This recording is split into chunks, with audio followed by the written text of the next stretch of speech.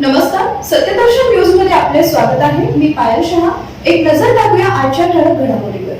गोंधळात गोंधळ, महापालिकेची निवडणूक कुठे काय तर कुठे काय.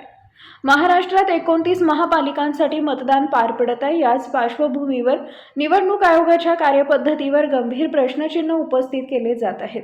आतापर्यंत मतदानादरम्यान होणाऱ्या ईव्हीएम मशीनचा गोंधळ व्हायचा, पण आता थेट मुंबई, पुण्यासह ठिकठिकाणी मतदानानंतर बोटावर लावल्या जाणाऱ्या शाईचा गोंधळ झाल्याची माहिती समोर आली आहे. मुंबई महानगरपालिका सार्वत्रिक निवडणूक 2026 साठी मतदान केल्यानंतर बोटावरील शाई पुसली जात असल्याचं वृत्त विविध माध्यमातून प्रसारित होत आहे.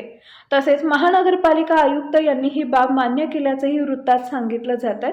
मात्र माध्यमांमध्ये प्रसारित होणाऱ्या वृत्तात कोणतंही तथ्य नाही, असं भूषण गगरानी यांनी म्हटलंय. निवडणूक आयोगाने शेवटच्या क्षणी प्रिंटिंग ऑक्झिलरी डिस्प्ले युनिट नावाचं नवीन मशीन आणलंय. ईव्हीएमला बॅकअप म्हणून वापरल्या जाणाऱ्या या यंत्राबद्दल राजकीय नेत्यांनी, विशेषतः राज ठाकरे यांनी आक्षेप घेतला आहे.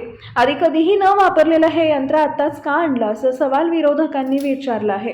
तसेच ऐन मतदानाच्या दिवशी माध्यम प्रतिनिधींना मतदान केंद्रात प्रवेश नाकारण्याच्या निर्णयामुळे आयोगाच्या भूमिकेबद्दल संशय अधिक गडद झालाय.